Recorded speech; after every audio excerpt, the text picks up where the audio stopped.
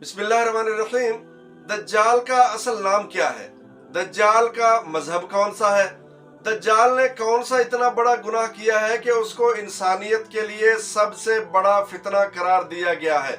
याद रखें, दज्जाल एक यहूदी खानदान के अंदर पैदा होने वाला बच्चा है जिसने इस्लाम कबूल किया और बाद में इस्लाम को छोड़ दिया, मुर्तद हो गया। अबू सईद खुदरी रजी अल्लाह ताला अन्हु की रिवायत जो सही मुस्लिम के अंदर मौजूद है, कहते हैं कि एक शख्स है जिसका नाम इब्ने सायद है, उसने मेरे साथ ऐसी ऐसी खतरनाक बातें की कि मुझे शर्म महसूस होने लगी। कहता क्या है कि मैंने लोगों से माजरत की है कि मुझे दज्जाल ना कहा जाए, और लोगों को असहाबे मोहम्मद को क्या हो गया कि मेरे बारे में गुमान करते हैं कि मैं दज्जाल हूँ। क्या अल्लाह के रसूल ने ये नहीं फरमाया था कि दज्जाल यहूदी होगा? मैंने तो इस्लाम कबूल किया हुआ है। क्या अल्लाह के रसूल ने ये नहीं फरमाया था कि दज्जाल मक्का के अंदर दाखिल नहीं हो सकता? मैंने तो हज किया हुआ है। क्या अल्लाह के रसूल ने ये नहीं फरमाया था कि दज्जाल की औलाद नहीं होगी? मेरी तो औलाद है।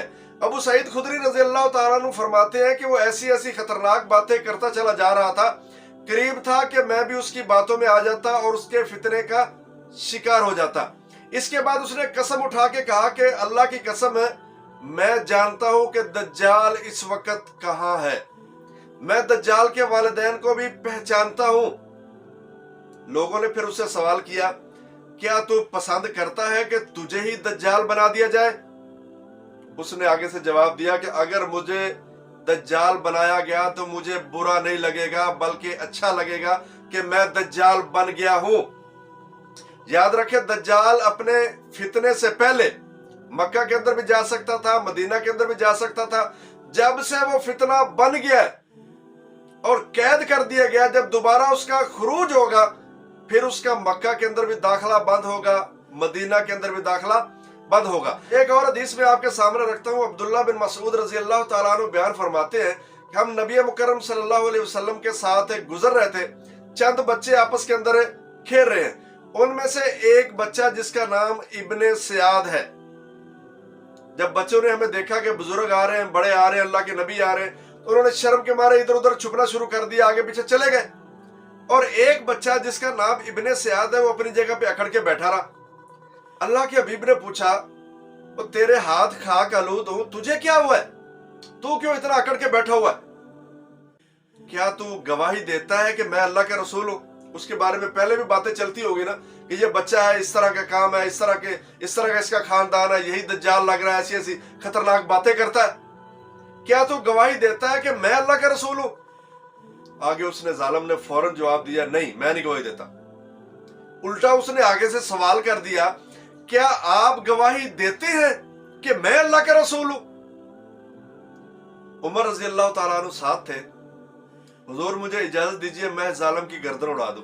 अल्लाह के नबी ने पता क्या फरमाया, उमर अगर ये वही शख्स है जिसने दज्जाल बनना है, इंसानियत के लिए फितना बनना है, तो तू इसे कत्ल नहीं कर सकता। क्यों नहीं? ये क़यामत के करीब निकलेगा, ईसा अलैहिस्सलाम अपने हाथों से इसको कत्ल करेंगे।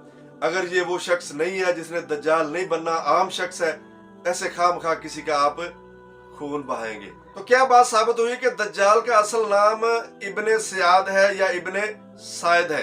यहूदी मजहब से उसका ताल्लुक है, जिसने इस्लाम कबूल किया था, मुर्तद हो गया और अल्लाह के नबी के मुकाबले में अपने आप को रसूल कहने लगा, नबी कहने लगा। यही उसका बड़ा गुनाह था जिसकी वजह से उसको इंसानियत के लिए फितना करार दिया गया। अहले इल्म की तहकीक के मुताबिक यही वो शख्स है इब्ने सयाद जो दज्जाल है, और अल्लाह के हुक्म से फरिश्तों ने इसको एक जजीरे के अंदर कैद कर रखा है, जंजीरों के साथ बांध रखा है।